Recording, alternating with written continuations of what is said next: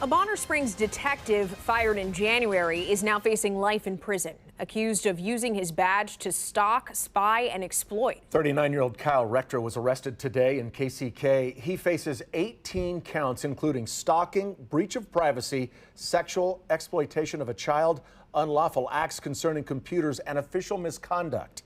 Now, the 5 counts of sexual exploitation of a child carry a penalty of life in prison. The Wyandotte County District Attorney's Office held a press conference on the arrest and charges. KCTV5's Chandler Watkins was there and has the latest. As a sworn law enforcement officer, you are held to a higher standard. It is a trust with the community that should never be broken. This investigation started earlier this year. On January 26th, Olathe police notified Bonner Springs police of an ongoing criminal investigation into one of their detectives, Kyle Rector. Rector was placed on administrative leave the same day, and the department launched an internal investigation. We're told Rector was fired the following day.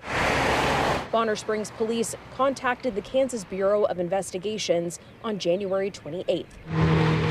On Wednesday afternoon, Rector was arrested in KCK near Parallel Parkway and Village West Parkway.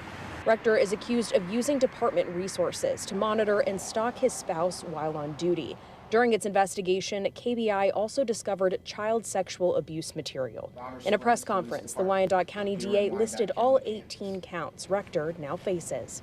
5 counts of sexual exploitation of a child, 5 counts breach of privacy, 2 counts of unlawful acts concerning computers, 1 count of stalking, and 5 counts of official misconduct. Rector has been booked into the Wyandotte County Detention Center on a $150,000 bond. Reporting in KCK, Chandler Watkins, KCTV5 News.